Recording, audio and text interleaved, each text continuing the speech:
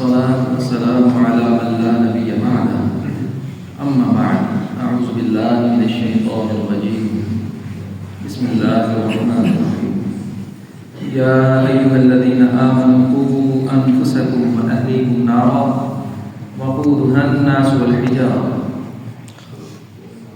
عليها ملائكة غلاظ شداد لا يعصون الله ما أمرهم ويفعلون ما يؤمرون. یہ تھرڈ لاسٹ پارہ ہے، آخر سے پیچھے تیسرا پارہ اور اس کی آخری صورت. اللہ تبارک و تعالی فرماتے ہیں کہ اے ایمان والو، اپنے آپ کو اور اپنے گھر والوں کو اس آگ سے بچا لو کہ جس کا ایندھن انسان اور پتھر ہے، اور جس پر ایسے فرشتے مسلط ہیں کہ جو بڑے سخت اور مضبوط ہیں اور وہ اپنے رب کے حکم کی پوری پاسداری کرتے ہیں. تو محترم ناظرین، یہ آگ جہنم کی بڑی سخت ہے، اس سے بچنا چاہیے.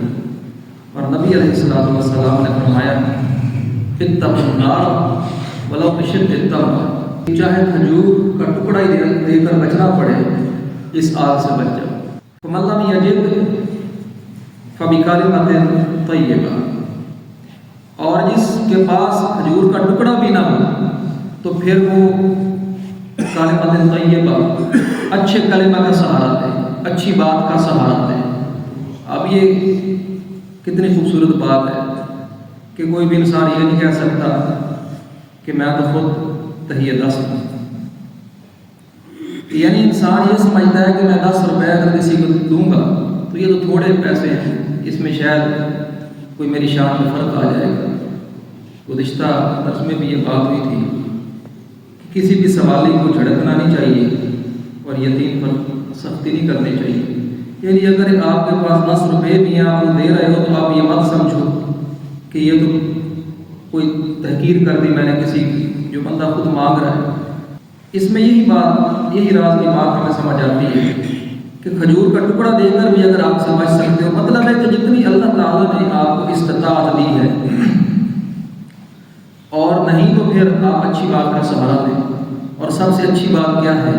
حضرت انس بن مالک رضی اللہ تعالیٰ عنہ سے بخاری شریف میں ہے، بیان کرتے ہیں کہ ایک مرتبہ نبی علیہ السلام سواری پر تھے اور آپ کے ساتھ حضرت معاذ بیٹھے ہوئے تھے. تو آپ نے 3 مرتبہ ان سے کہا کہ یا معاذ، تو انہوں نے ہر مرتبہ کہا کہ اے اللہ کے رسول میں حاضر ہوں. تو پھر آپ نے ان سے یہ بات کہی کہ ما من احد یشہد ان لا الہ الا اللہ، کہ کوئی بھی شخص جو گواہی دیتا ہے، اپنی زبان سے اقرار کرتا ہے اللہ الہ الا اللہ، کہ اللہ کے علاوہ کوئی معبود برحق نہیں، اللہ ہی معبود برحق ہے، وَأَنَّ مُحَمَّدًا رَسُولُ اللَّهِ، اور یہ کہ محمد اللہ کے رسول ہیں،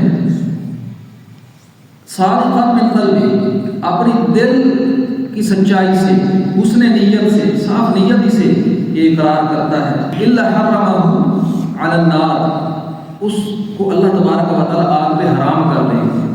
یعنی قرآن کریم میں جو ہے لا الہ الا اللہ کو بھی کلمہ طیبہ کہا گیا ہے، یہ سب سے افضل کلمہ ہے. لیکن باقی جتنی اچھی باتیں ہیں وہ ساری کی ساری اس کے نیچے آ جاتی ہیں، جس کو حسن اخلاق کہتے ہیں. کہ انسان اپنی زبان سے کوئی ایسی بات کر دیتا ہے کہ جس سے اسے علم نہیں ہوتا کہ وہ جہنم میں اتنا نیچے چلا جاتا ہے کہ اب ابعد ما بین المشرق والمغرب، کہ مشرق اور مغرب کے درمیان کا فاصلہ بھی کم پڑ جاتا ہے. ام درداء بیان کرتی ہیں، جو ایک صحابیہ ہیں، کہ جو ابو درداء تھے، یعنی ان کے جو خامد تھے، تہجد میں ایک رات وہ اللہ تعالیٰ سے یوں دعا کر رہے تھے اللہم احسن خلقی، کہ اے اللہ جیسے تو نے مجھے خوبصورت بنایا ہے، فحسن خلقی، اسی طرح تو میرے اخلاق کو بھی خوبصورت کر دے، میرے اخلاق کو بھی پیارا بنا دے. ترمذی شریف میں نبی علیہ السلام نے فرمایا ما من شیء یوضع فی المیزان، کہ اللہ کے میزان میں اس سے زیادہ وزنی کوئی چیز نہیں ہے، اثقل من حسن الخلق، حسن اخلاق سے بڑھ کے اللہ کے میزان کو وزنی کرنے والی کوئی چیز نہیں ہے۔ وَإِنَّ صَاحِبَ حُسْنِ الْخُلُقِ لَيَبْلُغُ بِهِ دَرَجَةً صَاحِبَ الصَّوْمِ وَالصَّلَاةِ، کہ جو اچھے اخلاق والا ہے وہ اپنے اس اچھے اخلاق کی وجہ سے روزہ دار اور نمازی سے بھی آگے نکل جاتا ہے، اس کے برابر ہو جاتا ہے۔ یعنی انسان صرف اپنے اچھے اخلاق کی وجہ سے اس کی نمازوں میں کمی ہوتی ہے، اس کے روزوں میں کمی ہوتی ہے، لیکن جو اعلیٰ درجے کا روزے دار ہے اور نمازی ہے اپنے حسن اخلاق کی وجہ سے، اپنے اچھی زبان کی وجہ سے اس کے برابر ہو جاتا ہے۔ نبی علیہ السلام کے اخلاق کے بارے میں آخری بات کہ جب آپ پر پہلی وحی آئی تو آپ پر کچھ گھبراہٹ طاری ہو گئی، کیونکہ عجیب اور نیا واقعہ تھا جبرائیل علیہ السلام سے ملاقات۔ تو آپ جب آئے تو سورۃ مدثر ہے، یا ایھا المدثر، آپ چادر اوڑھ کے لیٹ گئے۔ اما خدیجہ الکبریٰ رضی اللہ تعالیٰ عنہ نے جب دیکھا آپ کی حالت کو تو وہ کہنے لگی کہ فواللہ لا یخزیک اللہ ابدا، کہ اللہ کی قسم اللہ آپ کو رسوا نہیں کریں گے۔ واللہ انک لتصل الرحم، یعنی رسوا نہیں کریں گے، اس کے بعد 6 باتیں کی وہ اخلاق سے متعلق ہے، کیونکہ اللہ تعالیٰ فرماتے ہیں انک لعلی خلق عظیم، کہ آپ اخلاق کے اعلیٰ درجے میں فائز ہیں۔ یعنی ابھی یہ پہلی وحی ہے، پہلی وحی کا آغاز ہو رہا ہے اور آپ پہ کچھ گھبراہٹ ہوئی تو آپ آگے لیٹے چادر لی۔ اما خدیجہ الکبریٰ رضی اللہ تعالیٰ عنہ کس طریقے سے تسلی دے رہی ہے، وہ 6 باتیں ان کا حوالہ دے رہی ہیں کہ یہ آپ کا اچھا عمدہ اخلاق ہے۔ فواللہ لا یخزیک اللہ ابدا، اس وجہ سے اللہ تعالیٰ آپ کو کبھی رسوا نہیں کرے گا۔ وہ کون سی ہیں؟ واللہ انک لتصل الرحم، اللہ کی قسم آپ صلہ رحمی کرتے ہیں، آپ تعلقات کو جوڑتے ہیں، آپ لوگوں سے جڑ کے رہتے ہیں، لوگوں کو آپس میں جوڑتے ہیں۔ انک لتصل الرحم وتصدق الحدیث، اور اگر بات کرتے ہیں تو سچی کرتے ہیں۔ وتصدق الحدیث وتحمل الکلہ، اور آپ بوجھ اٹھاتے ہیں۔ بوجھ، وہ خاتون کا واقعہ ہے نا کہ جس کا سامان اٹھایا تھا اس کے گھر چھوڑ آئے تھے، تو آپ اس طرح سے لوگوں کے ہاتھ بڑھاتے تھے۔